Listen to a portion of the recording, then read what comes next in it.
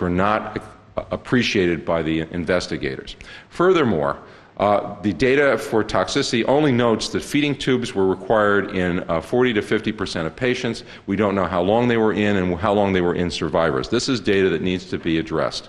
And finally, the rate of distant metastases was completely unchanged by the chemotherapy in this group of patients. And when we look at distant metastases as a percentage of failure, it actually becomes the most frequent cause of failure in the chemo-RT population. So here we see an improvement in survival, a reversal of the traditional failure site to distant metastases, and some increase in toxicity, which is not really captured within the data.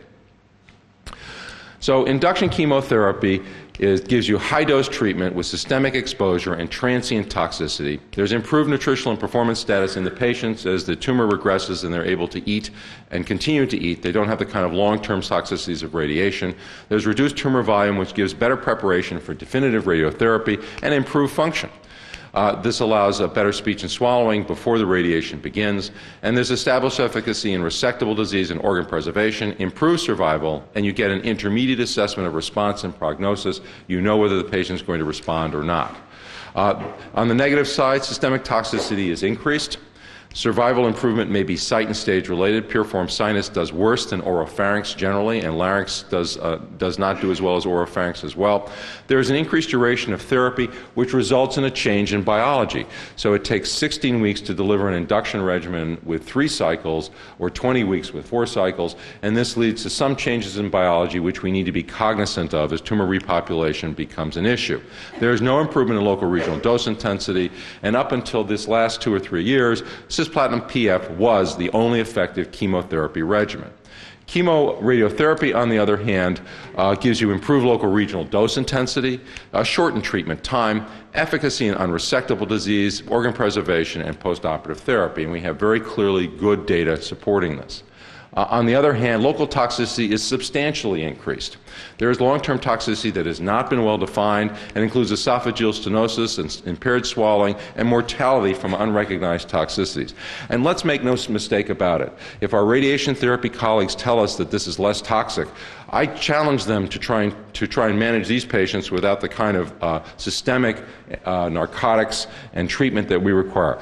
Mucosal radiation leads to significant systemic toxicity. We need to articulate, describe, and understand what causes the systemic toxicity and try and treat it so that our patients can tolerate the treatment better and recover earlier. Patients can take a year to recover and have systemic toxicity for months after the radiation is over. They are wearing 100 microgram duragesic patches.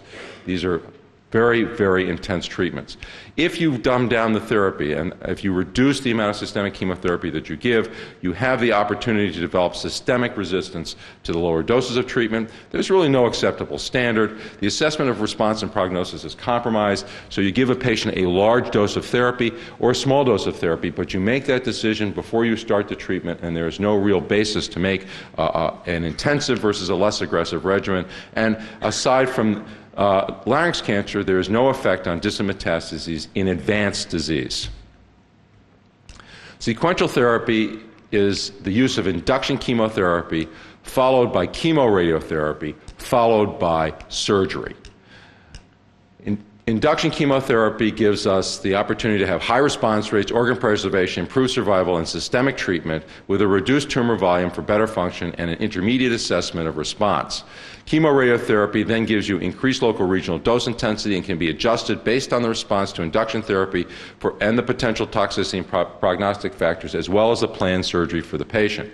And finally, surgery can identify areas of initial bulk disease which are primarily in the neck, and preserve the primary site, which responds actually better than the neck disease does. And I'll caution you to remember that the cure of cancer is a relationship between the number of cancer cells and the therapy that you give. The more cancer cells you have, the less likely you are to cure a patient, all other things being equal. And the areas of initial bulk disease in patients with advanced disease are in the neck. You cannot put a 6-centimeter mass in the base of tongue without that patient having life-threatening symptoms far earlier than the development of that mass, but you can put a very large and bulky tumor into the neck. So the neck disease really is the ultimate determination of prognosis for many patients. Here's a sequential regimen from Chicago: high-dose paclitaxel and carboplatin weekly for 6 weeks. No one would ever accuse the people in Chicago of having non-aggressive therapy. This is pretty tough stuff. Here is their chemoradiotherapy program. Patients receive Taxol, 5-FU, hydroxyurea, and twice-daily fractionated radiation in hospital every other week for approximately 7 weeks. The survival in this population is about 70%, and about 20% of these patients are stomach tube dependent at the end of therapy. This is a sequential regimen from the University of Chicago, University of Pennsylvania, giving the Clark regimen, Taxol carboplatin with an AUC of 6 plus G-CSF for 2 cycles, followed by surgery for non-responders, and here Taxol weekly. And I like this Taxol weekly for patients, and then neck dissections, and those patients who had positive neck dissections receive adjuvant therapy. Now, I'm going to point out again that there is no evidence that carboplatin Taxol is better than platinum 5-FU, and in fact, if one looks at the randomized disease trial in patients who were recurrent, every single parameter of cisplatin 5-FU was better than cisplatin Taxol, with the one exception of toxicity. So carbotaxol is a lot easier to give, but I believe it is less effective than cisplatin 5-FU on the basis of that trial and other trials where the data is available. Just to mention again, there is about a 60% survival in this group of patients at 2 to 3 years, and again, an approximately 20% risk of PEG dependency.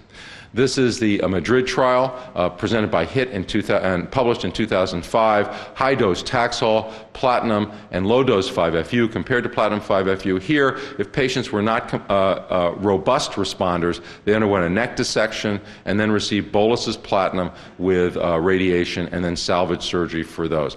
The endpoint in this trial was not survival. The endpoint in this trial was complete response rate, and TPF, Taxol platinum 5-FU, was better than platinum 5-FU for complete response rate. That being said, the overall survival in the 3-drug regimen was significantly better than the survival in the 2-drug regimen at the 0.03 level. When this was broken down into resectable versus unresectable patients, the resectable patients had no improvement in survival. And in fact, it was only in the unresectable population that you see this extensive and sustained improvement in survival in patients receiving TPF. So a 3-drug regimen is again better than a true drug regimen in head and neck cancer. Now, notably, many patients underwent neck dissections or surgery, and this was not uniformly managed within the study, so there were some problems with regard to the way in which survival might be analyzed. But that being said, there's still better survival in the TPF arm.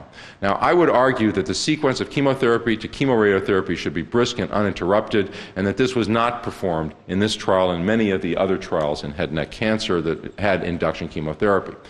When you do surgery between the chemotherapy and the chemoradiotherapy, you delay the regional treatment. The neck surgery permits growth at the primary site and partial resistance. The surgical bed leaves an enhanced growth environment for the tumor cells to grow, and there's accelerated tumor repopulation potential doubling times with expanded populations of partial resistance in this particular setting of induction chemotherapy followed by surgery. In this trial, the chemoradiotherapy regimen certainly could be improved. It really is not, I think, appropriate to give boluses platinum for 3 more cycles, having given 3 cycles during the induction phase. So a weekly regimen would have provided more regional sensitization, and perhaps you might have increased the intensity of treatment for patients who were poor responders to the induction therapy.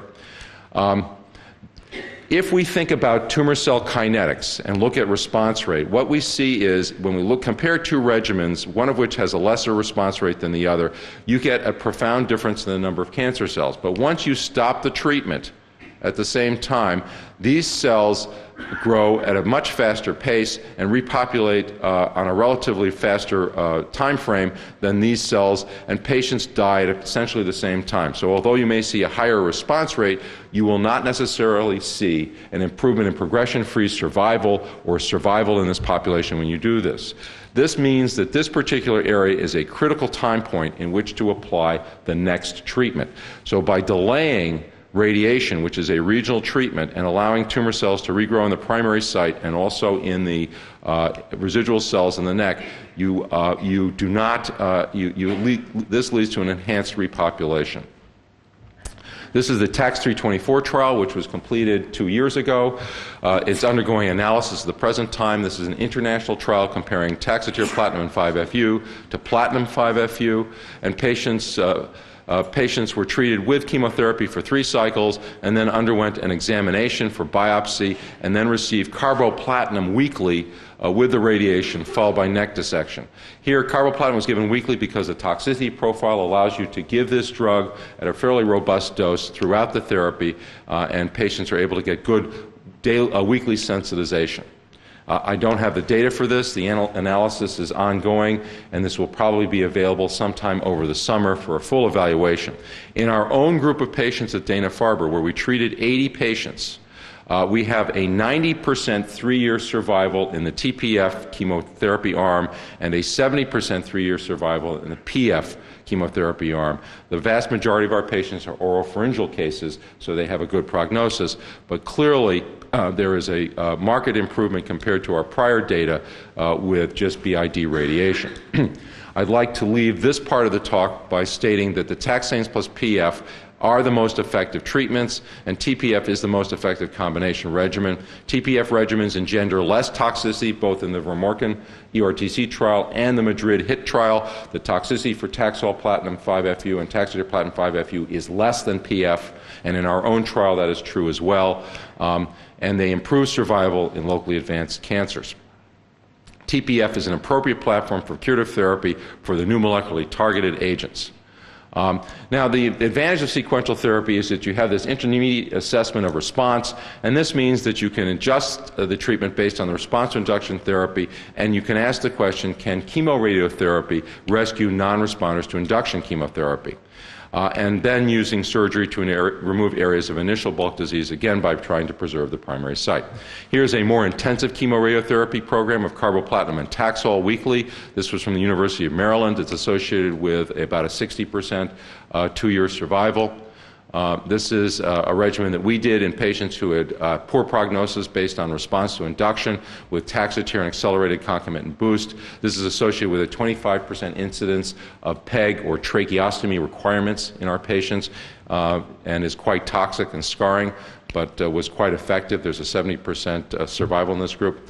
This is a randomized phase 2 by RTOG comparing cisplatin Taxol to a accelerated concomitant chemotherapy boost or this hydroxyurea.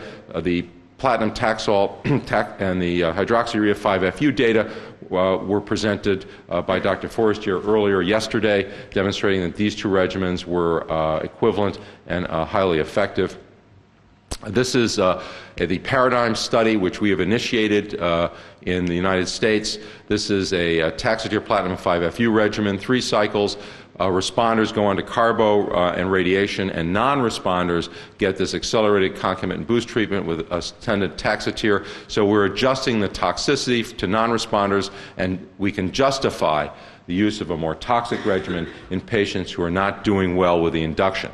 This is being compared to accelerated concomitant boost platinum-based chemoradiotherapy, and this is the current standard treatment in the RTOG randomized trial.